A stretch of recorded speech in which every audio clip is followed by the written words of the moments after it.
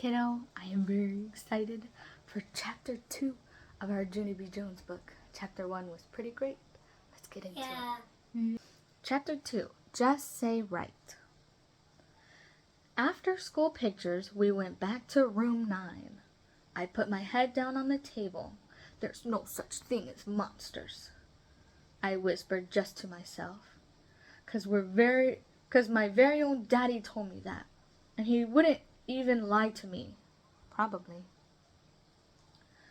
Mrs. said for me to sit up in my chair. She passed out our work for us to do. It was called printing our letters. Only I didn't actually feel like doing that. I tapped on my bestest friend named Lucille. Guess what, Lucille? There's no such thing as monsters. There's really, really not. And so a monster doesn't even live under my bed probably. Right, Lucille? Right? Right? Shh, I'm doing my letters, she said. Yes, Lucille, I know you're doing your letters. Only I just wanted to tell you about the monster, 'cause he's not even real, right?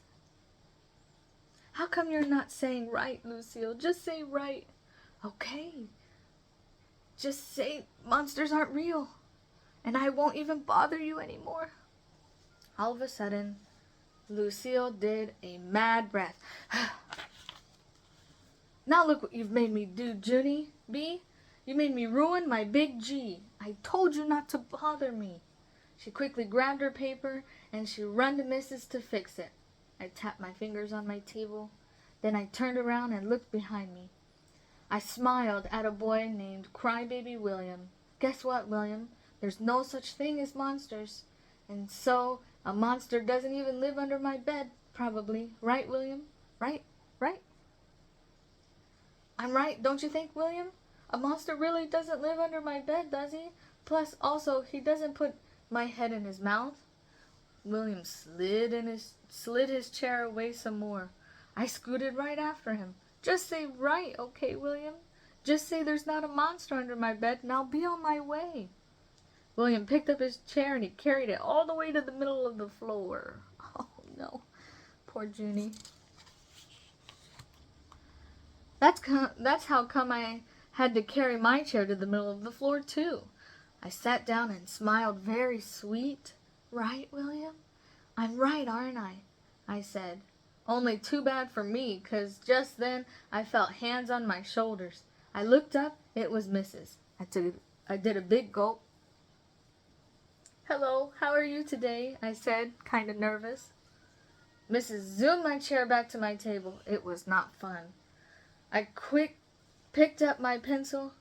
Guess what? I'm going to do my work now, I said. Plus, also, I'm not even going to talk, 'cause I don't actually like anyone in this area. Mrs. tapped her foot at me. I love your shoes, I said, real soft. Her foot kept tapping. Only just then, a very great thing happened, and it's called the bell rang for the end of school. I hurried out the door. Then me and my other bestest friend named Grace run to the bus together. Grace, guess what? There's no such thing as monsters. And so I don't even have one under my bed, probably. Right, Grace? Right? That's how come I grabbed her by her shoulders, and I jiggled her, 'cause I was fed up with these people, that's why. How come you won't say right, Grace? Oh, she's freaking out. How come nobody will say right? 'Cause I'm getting at the end of my rope with this thing. That Grace took my hands off of her. I can't say right, because a monster really might live under your bed, Junie B, she said. My eyes got big and wide at her. No, Grace, no, don't say that.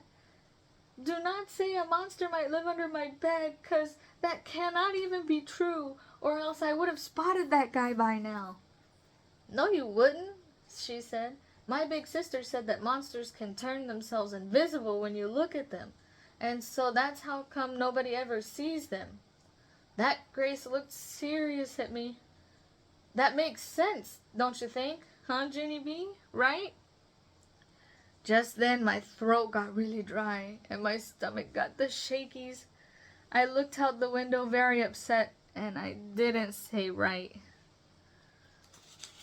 Oh, that's the end of the second chapter. Oh man, she's feeling really nervous.